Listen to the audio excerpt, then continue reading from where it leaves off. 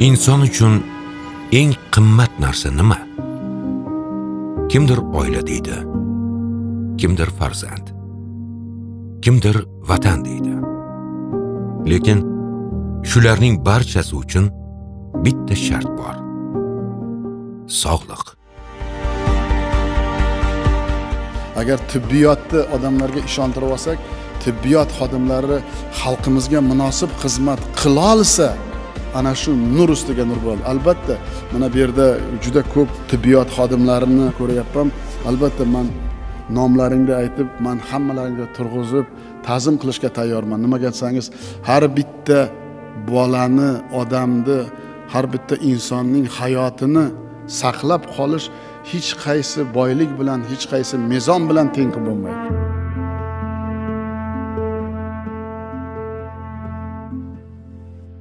Har bir tong millionlab insonlar uchun oddiy kunning boshlanishi.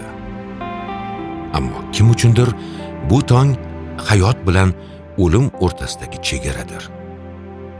Kim uchundir esa yangi umrning ilk nafasidir. Shifokorlar uchun tong soat bilan emas, mas'uliyat bilan boshlanadi.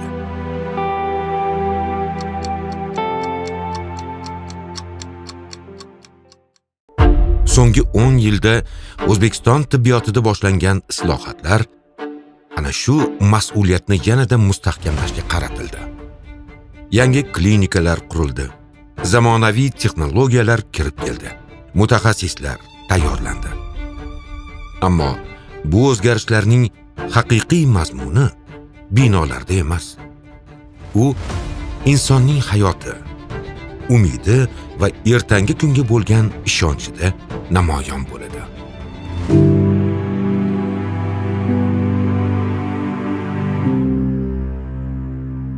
2016-yilni yakuni va 2017-yilni boshiga kelib, O'zbekiston tibbiyotini rivojlanishida, xalqaro standartlarga mos bo'lib rivojlanishida, aholini roziligiga erishishda quyidagi to'siqlar mavjud edi. Birinchi to'siq, hammaga ma'lum, tibbiyot sohasi dunyo miqyosida yil sayin emas, oy sayin rivojlanib, yangi kashfiyotlar, yangi texnologiyalar, innovatsion mexanizmlar rivojlangan mamlakatlarning tibbiyotini egallab olgan edi. Mamlakatimizda bu boradagi ishlar juda orqada, sust rivojlanayotgan edi. Ikkinchi omil bu barcha tibbiy xizmat markazlashgan edi. Hududlarda moddiy texnika baza, kadrlar salohiyati, tibbiy yordam ko'rsatish shart-sharoitlari markaz Toshkent shahridan keskin farq qilar edi.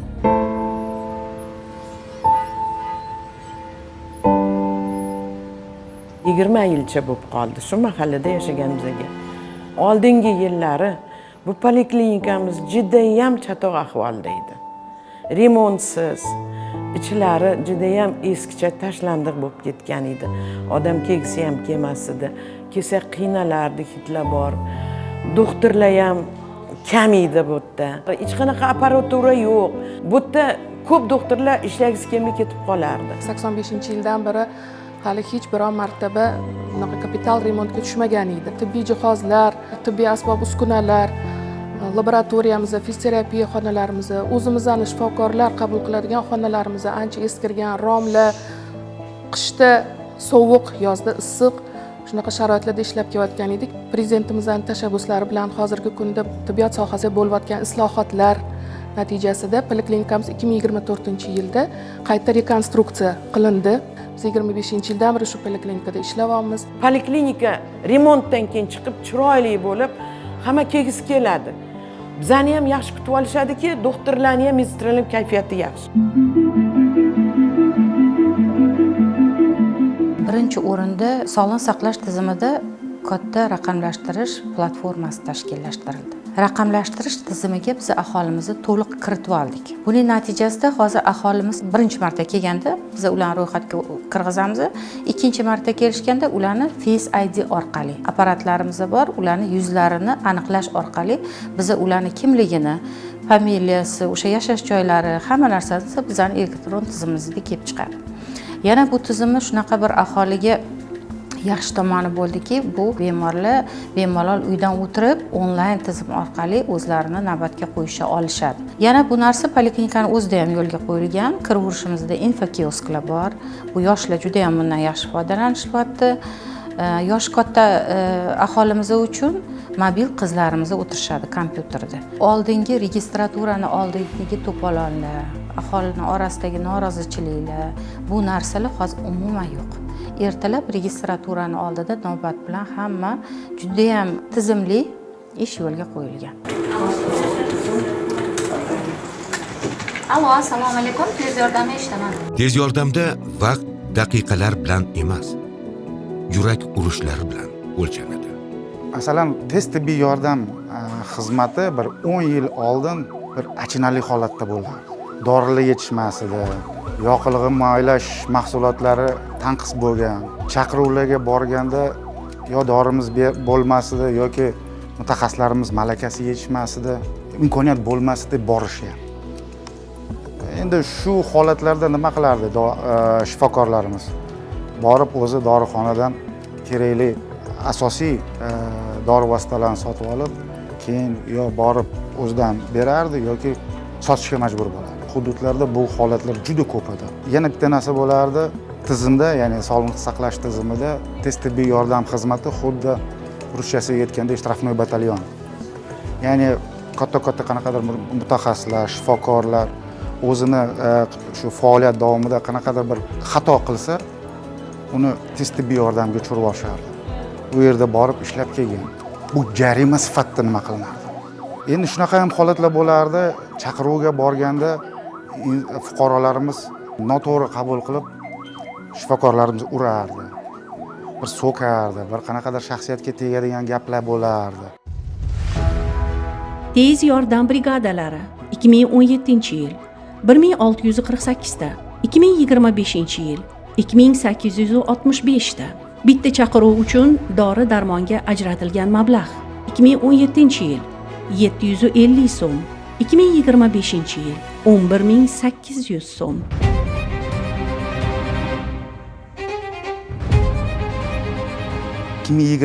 Yilda 5-mayda hurmatli prezidentimiz raisligida aynan tez va shoshilinch tibbiy yordam tizimi bo'yicha katta yig'ilish bo'ldi va aynan shu yerda prezidentimiz qaror qabul qildida, ya'ni bu tizimni to'liq islohot qilish kerak. Bu yerga yangi texnologiyalarni kiritish kerak. Bu yerga yangi dori vositalarini olib kelish kerak. Yangi tibbiy jihozlarni olib kelish kerak. Yangi avtomashinalarni olib kelish kerak. Umuman shu tez tibbiy yordam xizmatida faoliyat yuritayotgan barcha xodimlarni mentalitetini o'zgartirish kerak. Berilgan topshiriqlar 2022-yil 16-iyunda maxsus qaror qabul qilindi.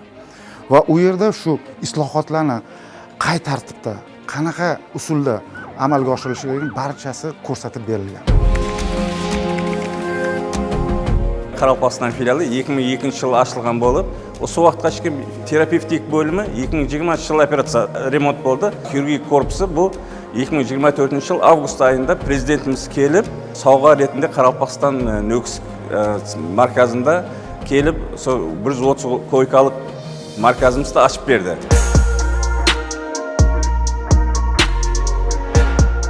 Алдыңғы vaqtlarda ауырған науқасlar Tashkent qalasına, masa chet elga boruga majbur edi. Hozirgi vaqtda shu yerda sentrimizda, markazimizning, orayimizning Tashkentdan kelib birga bizning shifokorlar bilan operatsiyalarda, yuqori texnologik operatsiyalarda shu yerda birgalikda ishlab, xalqqa xizmat qilyapti. Operatsiyadan eson-omon chiqdim, Allohga shukr. Oldin Toshkentga, boshqa chet davlatlarga ketib operatsiya qildirdik. Endi Allohga shukr, o'zlarimizda Qoraqalpog'istonda da bunday sharoitlar yaratildi. Kattakan rahmat bo'ling shifokorlarga, hurmatli prezidentimiz Shavkat Mirziyoyevga kattakan rahmat.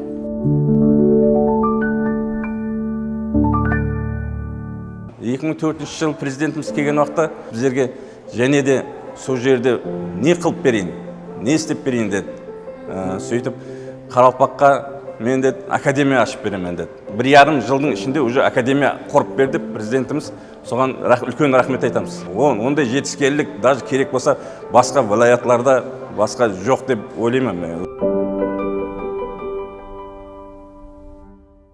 xalqaro tajribasiz, xalqaro nufuzli markaz va klinikalarda bilim olish, amaliyot o'tishsiz O'zbekiston kadrlarini, tibbiyot sohasidagi kadrlarni tarbiyalash imkoniyati cheklangan edi. Ana shunday juda yirik katta muammolar 2017-yilga kelib ayon bo'lib qoldi.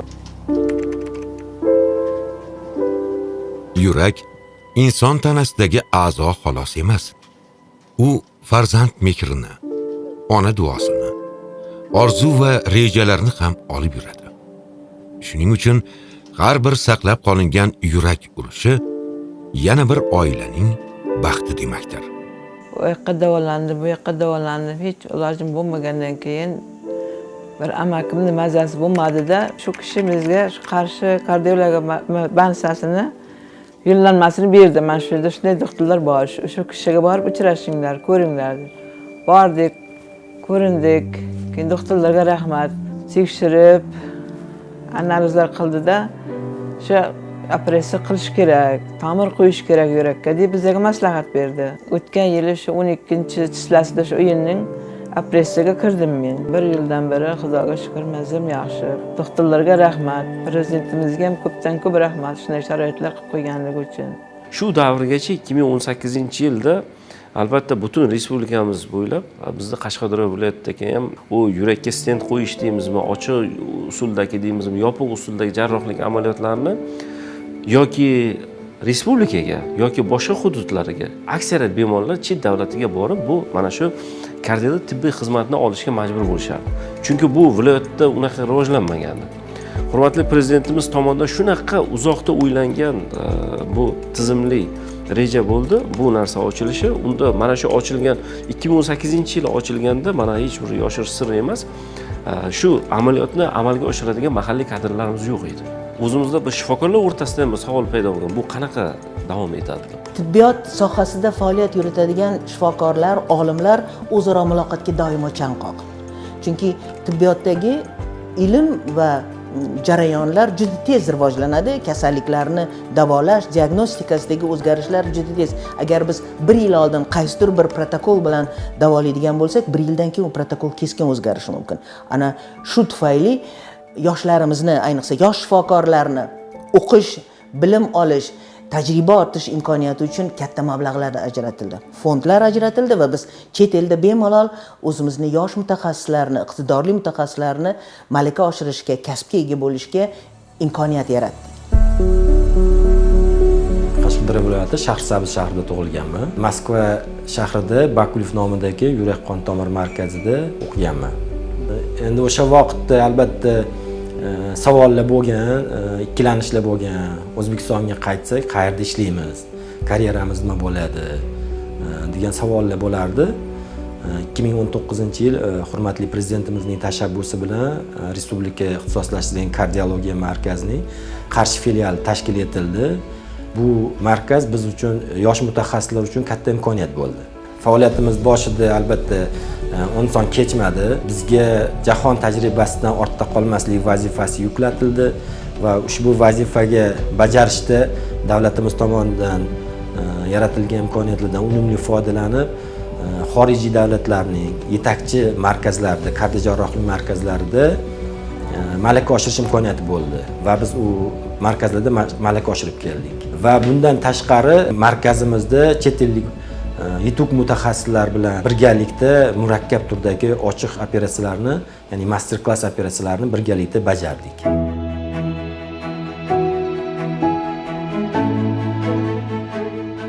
Yurak ishemik kasalliklari bo'yicha sog'lig'im bo'lmadi. Kelib uchrashib, yerga doktorlarga uchrashdim. Ular ko'rib chiqib hamma apparaturalardan analizlarni o'tkazdi. Xullas doktorlar maslahallashib ko'rib, meni operatsiya qilishga tavsiya etishdi. Shu operatsiyaga kelib, operatsiyani o'tkazdim. 3 ta tomir almashtirib qo'yishdi. Avvalgi holat bunday sharoitlar bo'lmagan. Kasallar juda qiynalgan. Men hatto mana shu operatsiya o'tkazganimda ham bilmayman qanday o'tdi operatsiya. Umuman og'riq degan narsa bo'lgan yo'q. Operatsiyadan keyin bemorlar ko'p qiynalardi oldinlari. Og'riq bo'lardi, juda azob chekardi. Dorilar bunday nima qilib aytganda tanqis edi, topish qiyin edi. Hozir Xudoga shukr hamma narsa yaxshi, bor. Doktorlar qarashyapti, kelib har kun ko'radi. Medsestralar, kerakli mutaxassislar hammasi xabarlashib turibdi. Yaxshi. 24-yilni o'rtalarida ikkinchi yarim yilliga 25-26 ga borib, bizda chet davlatidan yoki boshqa respublikaning boshqa bo'g'inlardan, mana shu hududlardan mutaxassislarni jarrohlik amaliyotlarini o'tkazish uchun yordamga chaqirish soni keskin kamaydi. Lekin amalga oshiriladigan jarrohlik amaliyotlar soni oshdi. Eng yaxshi quvonarli jihati deyarli bu mana shu kardiojarrohlarimizda deyarli 95% barchasi 40 yoshgacha bo'lgan kadrlar. Respublika ixtisoslashtirilgan tibbiyot markazlari 2017-yil 10 ta, 2025-yil 25 ta, hududiy filiallari 2017-yil 2 ta, 2025-yil 350 ta. Ba'zan shifokorning bir og'iz so'zi inson uchun eng og'ir hukm yoki eng katta umidga aylanadi. Ana shunday pallalarda zamonaviy tibbiyot nafaqat kasallikka qarshi, balki insonning ertangi kunga bo'lgan ishonchi uchun ham kurashadi. Rak kasalligi deyishdi, tuxumdonni ustida deyilgani u Turkiyada. Shu bilan keyin o'tda lecheniya oldim. Keyin Toshkentga kelganimda Turkiyada o'zi menga yetishganda talog'im kattaligi sababli talog'imga berganmi, unisini men aniq bilmayman. Keyin talog'im kattalashib ketib, talog'imni oldirib tashladim. Ya'ni Toshkentda. Shu bilan keyin yana bir больницаga tushdik. Keyin xususiy больницада lecheniya oldim. Keyin bu больницаga keldim. 3 oy bo'lib qoldi menimcha. Onkologik xizmatni yangi etapga olib chiqish maqsadida mana shu yangi qurilgan markazni davlatimiz rahbari 2024-yil 29-avgustda ochib berdilar o'zlari tomonidan va buni yangi boshqaruv tizimini joriy etish bo'yicha topshiriq berdilar. Hozirgi kunda onkologik xizmatni shu markazimizda, yangi markazimizda olib bormoqdamiz. Bularni boshqaruv uchun turkiyalik mutaxassislar taklif etildi va jahon andozalariga mos ravishda olib chiqish rejasi qo'yildi. Bu markazimizda 650 yotoqqa ega bo'lgan juda ham katta markaz, ya'ni O'zbekistonda eng katta onkologik muassasasi hisoblanadi. Yuqori texnologik jarrohlik amaliyotlarini amalga oshirish uchun yangi uskunalar va yangi etapga nur terapiyasini olib chiqish uchun 3 ta yangi chiziqli tezlatish o'rnatilgan va xalqimizda qo'llanilyapti. Bu yerga keldim. Siz dedi hech narsa to'lamaysiz, bir tiyin to'lamaysiz. Sizniki hammasi tekin, tak как sizni yo'llanmangiz bor. Bu dedi davlat hisobidan to'lanadi hammasi sizga dedi. Yaxshigina analizlar topshirdim. Qimmat analizlarni olishdi. 5 xil qon. Men bu bronxoskopiya degani ham palon pul turar ekan uni. O'shalarni ham tekinga hammasini qilishdi. Kecha endi 3 ta 4 ta kapelnitsalar qilishdi. Mana bugun qilib yotishibdi. Ukollar qilib. Mana xuddi o'zim uyimda uxlaganda uxladim. Oxirgi 1 yilda yuqori texnologik jarrohlik amaliyotlari, target immunoterapiyalar va o'sha chiziqli tezlatishda nur berish amaliyotlari o'zimizda shu narsa joriy etilganligi uchun chet elga chiqish shart emas. Nima deydi bu kasal balkim nima deydi o'limni bo'yniga olib qo'yadi-yu. Holatda men xususiy больницаlarda yotdim. Kimyo o'tganda juda bir qiynalardim. Men depressiyaga kirgan holatlar bo'lardi. Bu yerdagi lecheniyada men o'zim unaqa bir depressiya holatiga tushmadim demoqchiman. Hech ham tushmadim. Ya'ni kimyo o'tganimda juda oson oldim. Boshqa yoqda qiynalardim. Juda ham bir hamshiralari ham, hammaligisi juda ham yaxshi. Muomala madaniyat juda zo'r. Avvalambor men prezidentimizga rahmat demoqchiman. Katta rahmat mana shu spetsialist, professional doktorlarga. Mana bitta savol bersam, o'sha savolni boshidan oxirigacha chaynab og'zimga solib qo'yishadi. Shunaqa professionalni tushuntirishadi. Prezidentimizga minnatdorchilik bildiraman. Barcha shu insonlar bir umid bilan yashashyapti, dorilarga qiynalayotganlar shu yerda yotibdi hammasi. Shularga bir yordam qilib, hamma sharoitlarni yaratib berganlari uchun kattadan katta rahmat aytaman. Oxirgi 30 yil ichida eng qobiliyatli, eng kuchli mutaxassislarimiz dunyoning eng zo'r klinikalari, markazlariga borib, u yerda oddiy lavozim emas, rahbariyat lavozim darajasida ishlayotgan yoki yetakchi mutaxassis bo'lib ishlayotgan holatlar juda ko'p edi. Bu Amerika Qo'shma Shtatlarida, bu Rossiya Federatsiyasida, bu Germaniyada, Koreyada, Yaponiyada ana shunday mutaxassislarimiz ishlar edi. Ana shu mutaxassislarimizga qarata davlatimiz rahbari chaqiriq qildilar va bu chaqiriq men sizlarga sharoit yarataman, sizlar qaytib o'z vataningizda xizmat qiling deb chaqiriqlariga bir vaqtni o'zida, juda qisqa vaqt ichida 300 ga yaqin mutaxassislar O'zbekistonga qaytib keldi.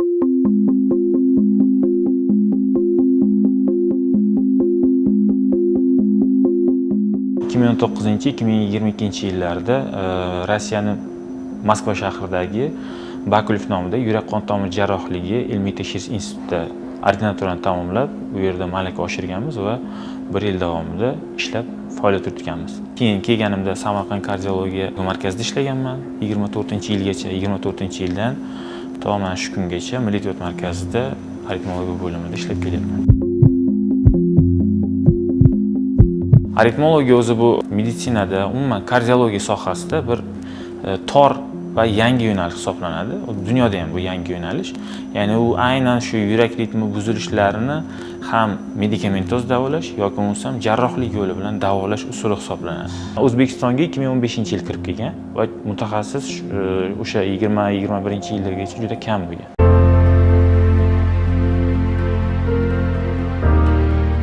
Eng yuqori texnologik operatsiyalarni qilishga mo'ljallangan markaz hisoblanadi. Yurak qon tomir jarrohligi yo'nalishida qilinadigan ishlar. Noyob turdagi operatsiyalar, birinchi marta qilingan operatsiyalar. Misol uchun yurakda operatsiya, yurak ko'chirib o'tkazishdan tashqari hammasi qilinadi. Jigar, buyrak ko'chirib o'tkazish uchun ko'pincha shu chet el davlatlariga ketishgan. Hozirda juda katta oqim Milliy tibbiyot markazida va Milliy tibbiyot markazini o'zini maxsus o'sha brigadalari viloyatlarga borib, o'sha jigar ko'chirib o'tkazish, buyrak ko'chirib o'tkazish amaliyotlarini qilyapti.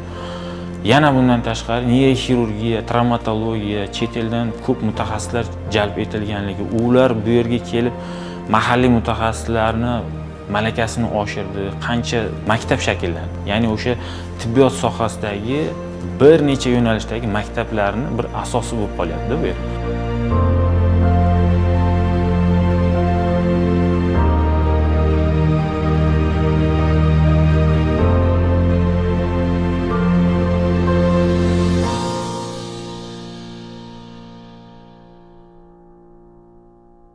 Jamiyat kelajagi har bir sog'lom tug'ilgan chaqaloqning ilk nafasidan boshlanadi. Ona salomatligi butun millat salomatligining ilk poydevoridir. Arfan kasalliklari degan kasalliklar bor. Bu tug'ma genetik kasalliklar. Bu tug'ma genetik kasalliklar kam uchraydi deb aytiladi dunyo ilmi bo'yicha. Bu tug'ma kasalliklar bundan 9 yil oldin umuman hisobga olinmas edi. Bugunga kelib davlatimiz rahbarini bir nechta hujjatlari aynan arfan kasalliklariga, chunki bu aholini ham talab edi. Bunday bolalarimizga bir oyda bitta ampula dori bu $6,500. Bitta ampula dori bir oyda 2 tadan 3 tagacha bu doridan ishlatiladi. Demak, bir oyda $13,000 mablag' davlat tomonidan bolalarga beriladi. Bunday bolalarimizni bugungi kunda soni 200 dan oshdi. 2025-yilning yakuniga davlatimiz rahbari ana shu arfan kasalliklari bo'yicha yana bitta hujjat qabul qildilar va 5 yil davomida bunday kasalliklar uchun qariyb 1 trillion so'm pul mablag' ajratildi. Davlat tomonidan mablag' ajratiladigan kasalliklar soni endi 10 taga yetdi.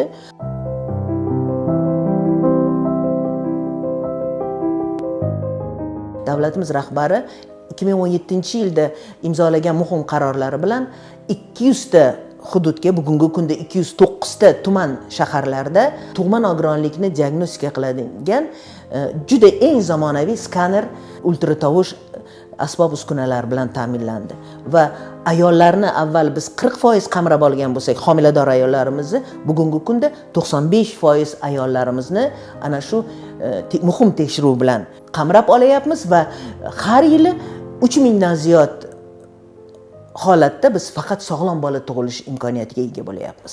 O'zbekistonda bolalarni sog'liqni saqlashdagi huquqlarini himoya qilish, sog'liqni saqlash tizimida bolalarga ko'rsatilayotgan yordam va sharoit masalasida 190 dan ziyod mamlakat ichida 15-o'rin belgilandi. Bu juda jiddiy va juda sinchkov bo'lgan xalqaro ekspert va hisob-kitoblar natijasida ko'rsatilgan natija. Bu natija albatta bizni davlatimiz rahbari boshchiligida sog'liqni saqlash tizimidagi olib borilayotgan islohotlarni aniq manzilli, aniq muddatli, aniq shaxslarga yo'natilgan siyosati tufayli va ijtimoiy yo'naltirilganligi tufayli davlatimiz rahbari bu borada ham muhim qarorni qabul qildilar va biz 0 yoshdan 18 yoshgacha bo'lgan 14 million nafar farzandlarimizni har yili bir marta onko skriningdan o'tkazishimiz kerak.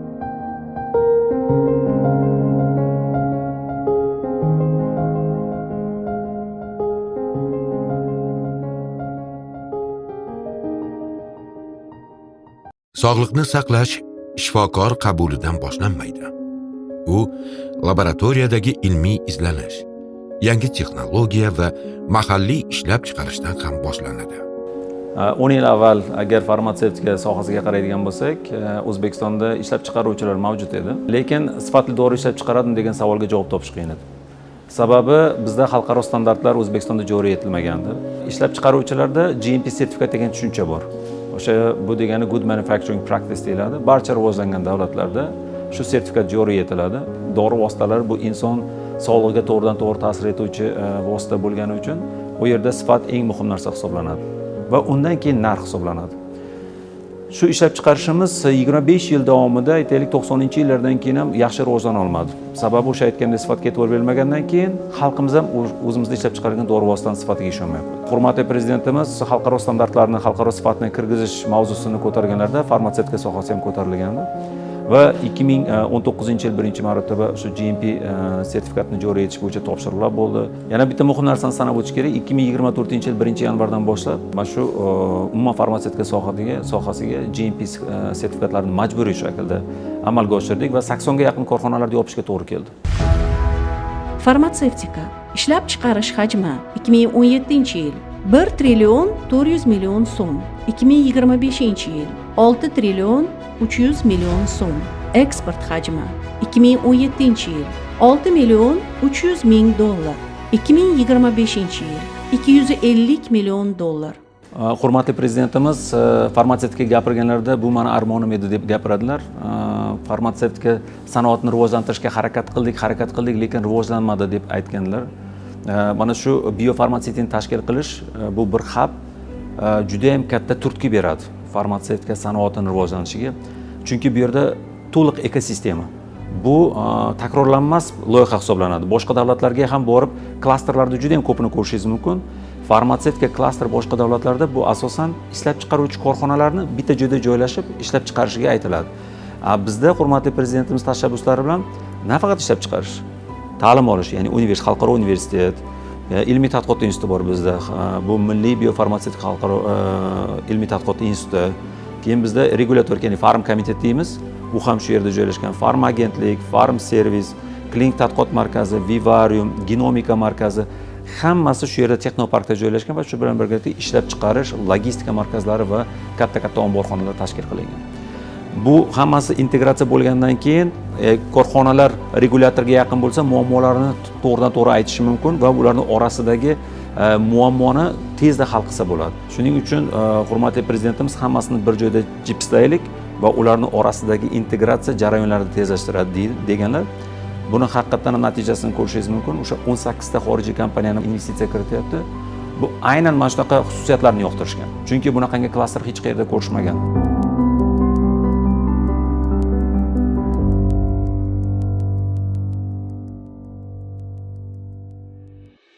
Ishonch ham davolaydi. Bu ishonch esa tasodifan paydo bo'lmaydi. U aniq mezonlar, xolis baholash va yuqori mas'uliyat asosida shakllanadi. Xususiy tibbiyot muassasalari uchun litsenziya olishda sanitariya va qurilish talablari tubdan qayta ko'rib chiqiladi. Bir narsani aniq tushunib olishimiz zarur. Tibbiyotda sog'lom raqobat bo'lsagina aholiga xizmat ko'rsatish sifati oshadi. Eng asosiy bir oila bo'lib ishlamasak, odamlarimiz bizdan rozi bo'lmaydi.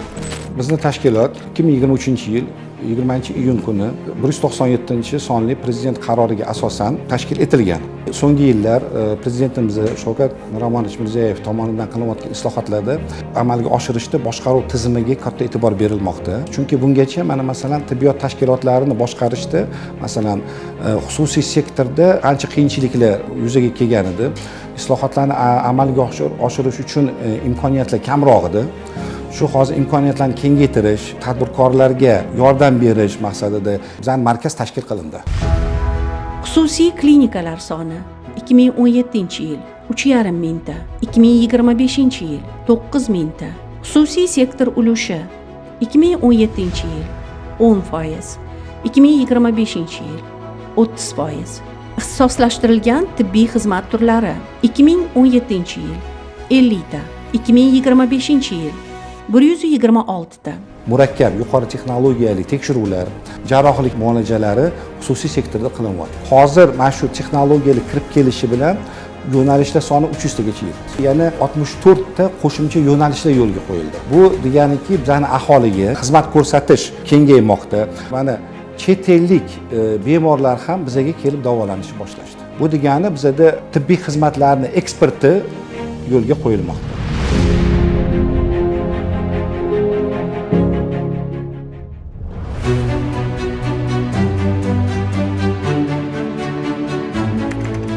Qanday qilib bo'lsa shu tibbiy muhitni yaratish bu eng og'ir vazifalarimiz. Bu oson vazifa emas, bu juda qiyin vazifa va bu muhit yaratishni ichida juda katta masala bor. Mana shu oliygoh qanday qilib xalqqa yetib boradi? Ilmiy salohiyatimizni 30%ni amaliyotga o'tkazishimiz shart. Bu bir. Ikkinchidan shunday geografiya bo'lish kerakki, mahallaga tushish kerak, xonadonga. 2017-yil mart oyida hurmatli prezidentimiz Aboliy Ibn nomidagi Buxoro davlat tibbiyot instituti masalasini Buxorodagi tashriflarida juda katta sog'liqni saqlash vaziri bilan muhokama qildilar va shu yerda Buxoro davlat tibbiyot institutining yangi kampusini tamal toshi qo'yildi. Hurmatli prezidentimiz tomonidan ikkinchi eng katta yangilik, eng katta revolyutsion o'zgarish bu talabalarni, professor o'qituvchilarni paxta yig'im terimiga qatnashishdan ozod etilish bo'ldi. Hech esimdan chiqmaydi. 2017-yil sentyabr oyida avtobuslar keldi. Hurmatli prezidentimiz Birlashgan Millatlar Tashkilotida o'sha yerda ma'ruza qilyaptilar. Bu yerda avtobuslar paxtaga chiqarish uchun eski tizimni haligi davomi sifatida avtobuslar keldi. Hech esimdan chiqmagan fakultet dekani sifatida talabalarni hammasini agitatsiya qilib 50 ta avtobus kelganida 50 ta avtobusga talabamiz sig'maydi. Bunga alohida yana boshqa qo'shimcha avtobuslar berish kerak deb to'polon qilib turgan paytda hamma talaba, professor o'qituvchi kiyimlarni olgan, hammasi tayyorlangan olingan, lekin shu yerda xabar keldiki, paxta yig'im terimiga talabalar chiqmaydi. Endi talabalarning xursandchiligini cheki yo'q. Hech kim ishonmaydi. O'qituvchilar undan ko'proq xursand bo'lishgan, chunki endi dars jarayoniga qatnashar ekanmiz deb. Ikkinchisi eng xursand bo'lganlar ota-onalar. Ota-onalar farzandini paxtaga yuborish uchun yuragini hovuchlab o'tirardi.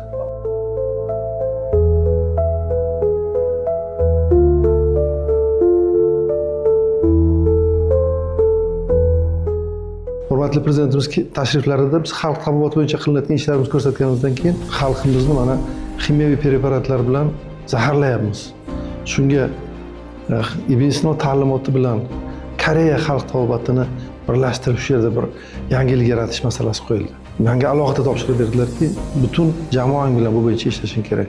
Buxoroda bir yangilik bo'lishi kerak degan fikrni bildirdilar. Koreyaning Daegu-Khani degan universiteti bor. Bu universitet Koreyadagi xalq tabobati bo'yicha kadr tayyorlaydigan eng kuchli universitetlardan bittasi hisoblanadi. Va shu universitetni tanlab olib, shu universitet rahbariyatiga, shu universitetni rektoriga borib uchrashdim. Va shu yerda biz Daegu-Khani universitetini rektoriga bizning hurmatli prezidentimizni mana shu g'oyalarini berdik. Koreyalik rektorga juda ma'qul bo'ldi-da. Va shu yerda bu fikrni aytdiki, sizlarning prezidentlaringiz bizdan 50 yil oldin yuryaptilar. Shu yerda bir fikrini shuni bildirdi. Koreya davlati mablag' ajratdiki, xalq tabobatini Buyuk Ipak yo'li bo'yicha qayta tiklash masalasi. Bu bizning hurmatli prezidentimiz g'oyalari. Shu bo'yicha grant loyiha ajratdi va grant loyiha ichida biz hozir ishlarni davom ettiryapmiz.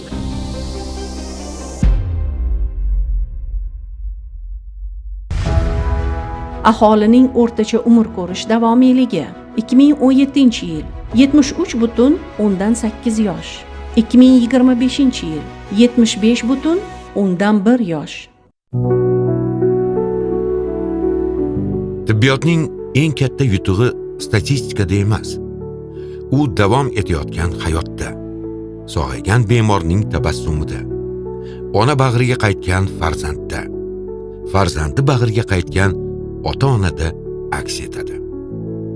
Har bir asrab qolingan hayot ortida mehnat, mas'uliyat va inson qadrini eng oliy qadriyat deb bilgan davlat siyosatining amaliy ifodasi mujassam. Shu bois sog'aygan inson nafaqat shifokorga, balki tinch va farovon vataniga, inson salomatligini ustuvor vazifa sifatida belgilagan yurt rahbarining sa'y-harakatlariga ham minnatdorlik tuyadi. Zero tibbiyotning eng ulug' mukofoti davom etayotgan hayotdir.